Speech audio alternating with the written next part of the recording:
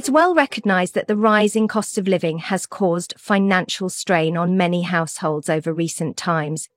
Research from Wealth at Work has shown that 39% of employees thought that they would never be able to afford to retire, and 81% were concerned that they would have to work longer before retiring.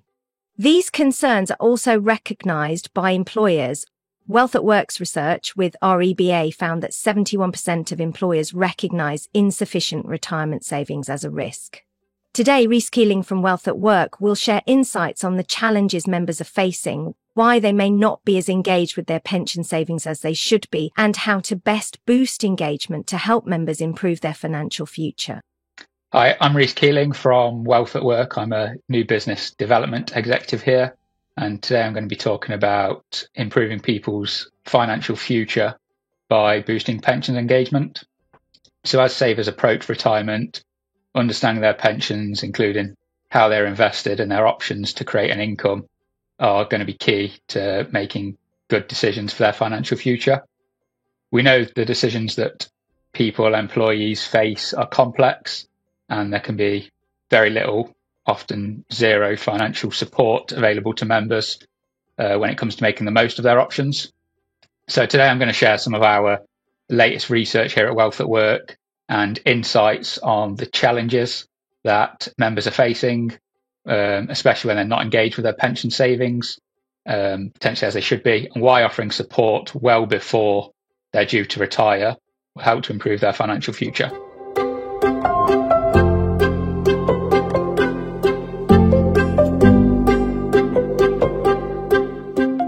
Currently, as is well documented, individuals are facing lots of challenges which will put the squeeze on the finances. I know certainly every time I open the news app on my phone, there's something financial related on there, whether that's inflation, high interest rates, rising rent, mortgages, ongoing cost of living crisis, rising utility bills, to name a few. Could go on probably for the rest of the day, to be honest. These issues have significantly impacted people's ability to prioritise pension savings. And what we see is pensions, because they're for the future, will often fall down that list for people of priorities. Another critical challenge is the lack of financial literacy and engagement that we see. A significant portion of employees will either they don't understand that their pensions are invested, or they're completely unaware where their pension savings are invested. And now this disconnect is then compounded by a tendency for people to seek guidance from unqualified sources. You know, it could be a friend in the pub, family member. And we know that over half of employees are reaching out to those unqualified sources rather than going to a financial professional or someone who's in the know. And now what happens is you reach out to a friend who's an unqualified source. They may give you some views on what's worked for them. Now, what's worked for them isn't necessarily going to work for you as the individual.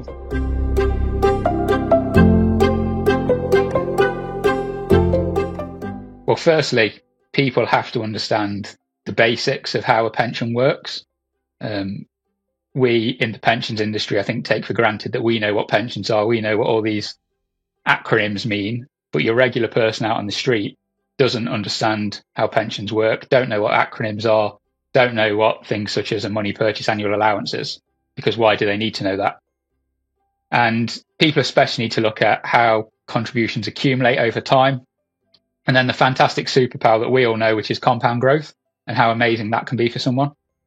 And on that thing, we know that even small increases in pension contributions can have a huge impact. For instance, from some of our research, we found that raising your contributions by just 1% annually when you're in your 20s could boost your retirement savings by up to 25% over a lifetime. Now, that's taken a very small, manageable increase today to give a substantial boost later on in life.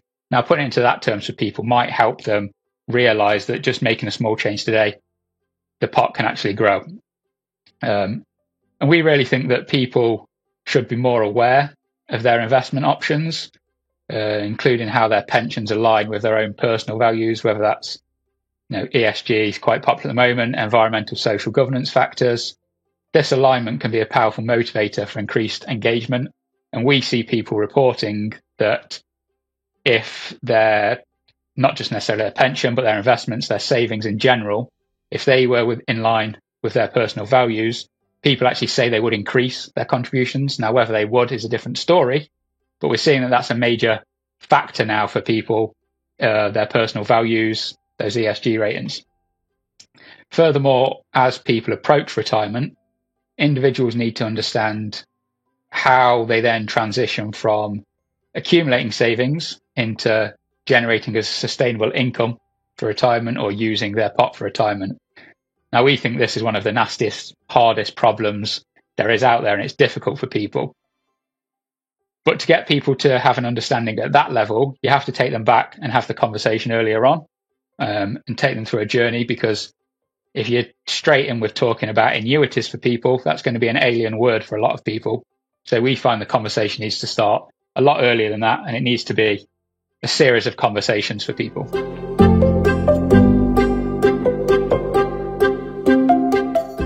Now, to support employees, we think employers and pension trustees should adopt a multifaceted approach. There's lots to consider here. Everyone's different, everyone's unique. So it's not going to be a one solution fits everyone. We think you need to consider lots of different aspects and put them all together and use them as a combination. So firstly, we think financial education is key. People talking to people, and not just when people are getting to retirement, but throughout various career stages, tailored to meet the evolving needs of employees. So someone earlier on in their career is going to have very different interests, needs, wants to someone at the end of their career. So for someone at the start of their career, it could be a session around understanding contribution levels, compounding, even things which we take for granted, such as understanding the payslip. Getting them to understand finances and how that works at that stage of their career is going to be key for them. Whereas someone who's towards the end of their career might potentially be more interested in looking at how they turn their pot of cash into retirement income. So it's about a series of conversations over a working life. There's no ripe time to start, I guess. It's as early as possible. Additionally, offering personalized guidance is essential. So access to one-to-one guidance services can help employees better understand their specific pension options and then to make informed decisions from there. Then the next step down we see as being access to regulated financial advice, especially for those that are nearing retirement and potentially got more complex financial situations.